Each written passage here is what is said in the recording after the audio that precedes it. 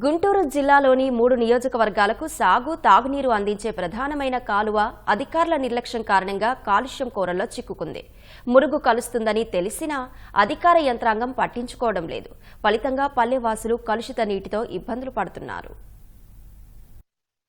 Guntur channel Krishna delta పరిధిలో వేలాది ఎకరాలకు సాగునీరు అందించినటువంటి కృష్ణా పశ్చిమ డెల్టా పరిధిలోని ప్రధానమైన కాలువ అయితే ఇప్పుడు ఆ కాలువ కాలుష్య కసారంగా మారిపోతుంది.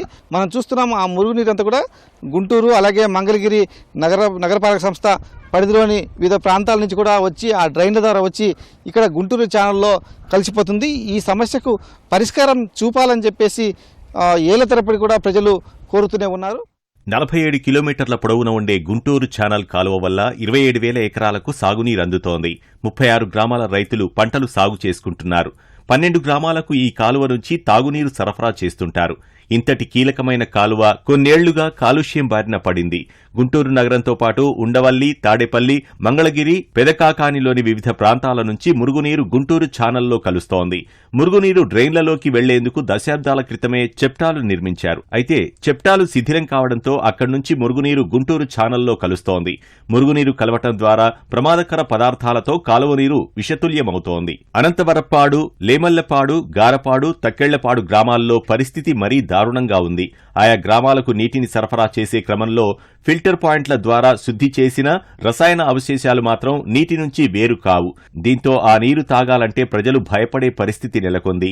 ఇప్పటికే కొందరు చర్మ వ్యాధుల బారిన పడ్డారు. వైకాపా ప్రభుత్వం గత 5 ఏళ్లలో కాలువల మరమ్మతులు చేయలేదని, కనీసం కాలువల్లో గుర్రపు డెక్క కూడా తొలగించలేదని స్థానిక ప్రజలు ఆగ్రహం వ్యక్తం చేస్తున్నారు. సార్, గుంటూరు మురుగు మొత్తం ఇక్కడికి వస్తుంది సార్. ఈ కింద 20 గ్రామాల ప్రజలందరూ ఈ నీళ్లు తాగాలి. మేము కూడా చెరుకు నీళ్లు పెట్టుకున్నాం. చూడండి, నల్లగా మారిపోయినాయి మా చెరువు నీళ్లు కూడా. ఇప్పుడు మాకు చాలా ఇబ్బంది అవుతుంది. దీనివల్ల నీళ్లు పోసుకుంటే ఒంటి నిండా దొద్దులు దాడడం ఇవన్నీ జరుగుతూ ఉంది. ఇది బేసికల్గా సాగునీరు తాగునీరు కాలువ. ఇది అయితే ఈ కాలువలో మురుగు కలుస్తూ ఉంది. తప్పనిసరి అయ్యే తాగుతూ ఉన్నారు.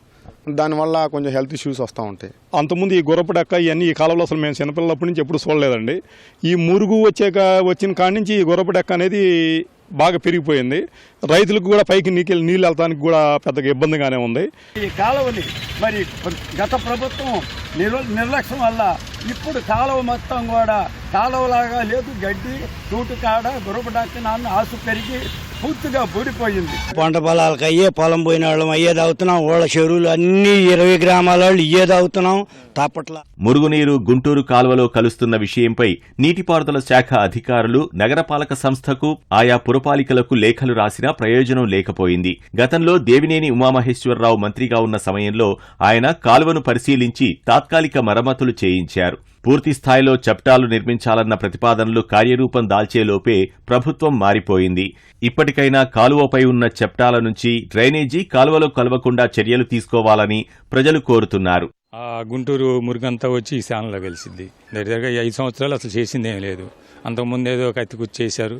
మరి ఈ ఫండ్స్ ఇవన్నీ వచ్చేది కంటే కూడా అన్ని ఊళ్ళోళ్ళకి కలిపి ఉపాధి హామీ పథకం కింద ఇస్తే ఈ కాలం బాగు చేసుకోగలం. అవి తాగడానికి వాడుకోవడానికి కూడా పనికి రావట్లేదు. అవి మురుగు వస్తుంది, వాసన వస్తున్నాయి బాగా. వాటర్ ఎవరు పట్టించుకోవట్లేదు కదా, ప్రభుత్వం కూడా ఏం పట్టించుకోలేదు. ఆ నీళ్ళే మేము తాగునీరు ఉపయోగిస్తాం. మాకు భూగర్భ జలాలు లేవు. వీటి మీద తాగునీరు ఆధారపడింది కాబట్టి ఈ మురుగునీరు కలపకుండా చేసి కాలువని బాగు చేయాలని కోరుతున్నాం. ఆ డ్రైనేజ్ నీరంతా కూడా ముందుకు సజావుగా వెళ్లే విధంగా ఒక చట్టాన్ని కొత్తగా నిర్మించి దాని ద్వారా వెళ్లే విధంగా చర్యలు తీసుకుంటే కనుక ఆ సమస్య పరిష్కారం అవుతుంది.